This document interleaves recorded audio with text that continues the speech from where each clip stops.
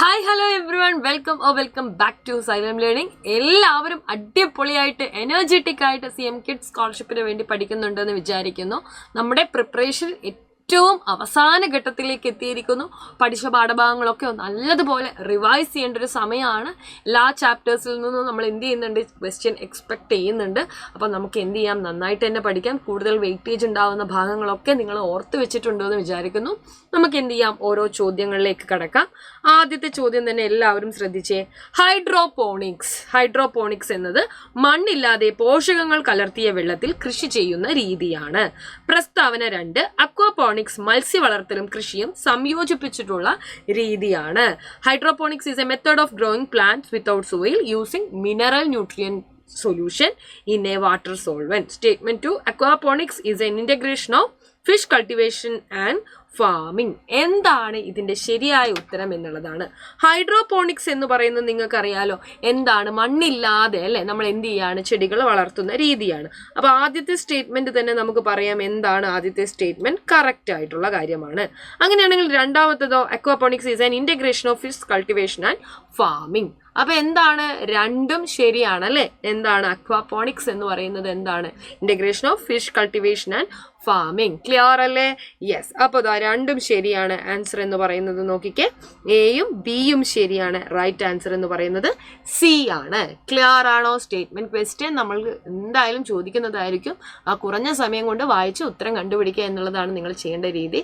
അപ്പൊ കറക്റ്റ് ആയിട്ട് എല്ലാവരും ആൻസർ എഴുതിയെന്ന് വിശ്വസിക്കുന്നു. അടുത്ത ചോദ്യത്തിലേക്ക് കടക്കാം. നോക്കിക്കേ, നിങ്ങൾ വൈദ്യുത സർക്യൂട്ട് ചിത്രീകരിക്കുമ്പോൾ ഉപയോഗിക്കുന്ന ഒരു ചിഹ്നമാണിത്. ഈ ചിഹ്നം എന്തിനെ സൂചിപ്പിക്കുന്നു?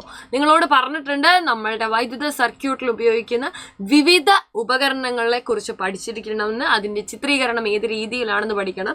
അപ്പൊ താഴെ കൊടുത്തിരിക്കുന്നത് ഏതാണെന്ന് ഒന്ന് വേഗം പറഞ്ഞ്, ഏതാണ് റൈറ്റ് ആൻസർ എന്ന് പറയുന്നത് വേഗം ആലോചിച്ചോളൂ. ഉത്തരം എന്ന് പറയുന്നത് എന്താണ്, ബസർ അല്ലെ. ഏതാണ്, ബസർ ആണ് റൈറ്റ് ആയിട്ടുള്ള ആൻസർ എന്ന് പറയുന്നത്. Okay, clear. ഇനി നമുക്ക് അടുത്ത ചോദ്യം നോക്കാം. പാസ്ചറൈസേഷനുമായി ബന്ധപ്പെട്ട ശരിയായ പ്രസ്താവന തിരഞ്ഞെടുക്കുക.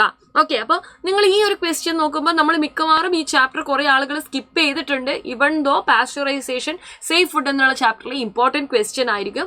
അപ്പോൾ എന്താണ് പാസ്ചറൈസേഷൻ എന്നുള്ളത് അറിയാലേ. പാല് കേടാകാതെ സൂക്ഷിക്കുന്ന രീതിയാണ്.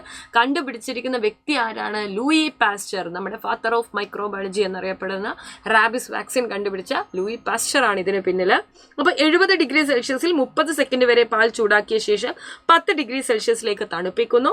ഈ താപവ്യതിയാനം മൂലം പാലിലെ സൂക്ഷ്മജീവികളുടെ എന്ത് ചെയ്യുന്നു, കോശസ്തരം പൊട്ടുകയും അവ നശിക്കുകയും ചെയ്യുന്നു അല്ലെ. Due to this temperature changes the cell membrane of the milk micro organism ruptures and they are destroyed. The action is also possible in wine and fruit juices. എന്താണ് റൈറ്റ് ആയിട്ടുള്ള ആൻസർ എന്നാണ് മക്കള് കമന്റ് ചെയ്യേണ്ടത്. Okay, എന്താണ് ഈ സ്റ്റേറ്റ്മെന്റുകളെല്ലാം തന്നെ നമുക്ക് പറയാം. ഈ സ്റ്റേറ്റ്മെന്റുകളെല്ലാം തന്നെ എന്താണ്, ശരിയായിട്ടുള്ള സ്റ്റേറ്റ്മെന്റുകളാണ്. അപ്പൊ എല്ലാം ശരിയായിട്ടുള്ള സ്റ്റേറ്റ്മെന്റുകളാവുന്നതുകൊണ്ട് തന്നെ നിങ്ങൾ എന്ത് ചെയ്യുക, ABCR കറക്റ്റ് എന്ന് പറയുന്ന ഓപ്ഷൻ ഡിയിൽ വേണം ആൻസർ ആയിട്ട് കൊടുക്കാൻ വേണ്ടിയിട്ട്. കാരണം എന്താ, ആദ്യം തന്നെ വായിച്ച് ആദ്യത്തെ തന്നെ ശരിയിട്ട് കഴിഞ്ഞാൽ മിക്കവാറും നമ്മളോട് തെറ്റിപ്പോ. അപ്പോൾ ഓപ്ഷൻസുകൾ ഇങ്ങനെയുള്ള ചോദ്യങ്ങൾക്ക് നിങ്ങൾ എന്ത് ചെയ്യണം, കൃത്യമായിട്ട് വായിച്ചു നോക്കണം. അപ്പോൾ ഓപ്ഷൻസിൽ പറയുന്നത് എന്താ നോക്കിക്കേ, എയും ബിയും സിയും ശരിയാണെന്നുള്ളത്. യെസ്, 3 മെത്തേഡും ശരിയാണ്. അപ്പോൾ പാസ്ചറൈസേഷനുമായിട്ട് ബന്ധപ്പെട്ട ശരിയായ പ്രസ്താവന ഏതാണെന്ന് ചോദിക്കുമ്പോൾ നിങ്ങൾ എല്ലാവരും മനസ്സിലാക്കിയിട്ടുണ്ടെന്ന് വിചാരിക്കുന്നു. ഓക്കെ, അപ്പോൾ നമ്മുടെ ക്ലാസ്സുകൾ വീണ്ടും നല്ല രീതിയിൽ പുരോഗമിച്ചുകൊണ്ടിരിക്കുകയാണ്. ക്ലാസ് 7ന്റെ എൻഡ് ഗെയിം ബാച്ചിലേക്ക് ഇപ്പോഴും നിങ്ങൾക്ക് അഡ്മിഷൻ എടുക്കാവുന്നതാണ്. End game 2.0 batch. അപ്പോൾ നിങ്ങൾ ചെയ്യേണ്ട കാര്യം താഴെ കാണുന്ന നമ്പറിൽ കോൺടാക്ട് ചെയ്യുക എന്നുള്ളത് മാത്രമാണ്. USS എക്സാമിനും അതോടൊപ്പം തന്നെ ആനുവൽ എക്സാമിനും നിങ്ങൾക്ക് ഇത് യൂസ്ഫുൾ ആവുന്നതായിരിക്കും. അപ്പോൾ അടിപൊളിയായിട്ട് എന്ത് ചെയ്യുക, എല്ലാവരും പഠിക്കുക. അപ്പോൾ ഒരു ചോദ്യത്തോടു കൂടി അല്ലെ, ഈ ചോദ്യത്തിന്റെ ആൻസർ നിങ്ങളാണ് എഴുതേണ്ടത്. ഓൾറെഡി നമ്മൾ പഠിച്ചൊരു ക്വസ്റ്റ്യൻ ആണ്. ഊർജ്ജമാറ്റം അടിസ്ഥാനമാക്കി താഴെ പറയുന്നവ ശരിയായി യോജിപ്പിക്കുക. എല്ലാവരും ഈ ക്വസ്റ്റ്യൻ കാണുന്നുണ്ടെന്ന് തോന്നുന്നു. അപ്പോൾ എന്താണ് ഇതിന്റെ റൈറ്റ് ആയിട്ടുള്ള ആൻസർ എന്ന് മക്കൾ കമന്റ് ചെയ്യണം.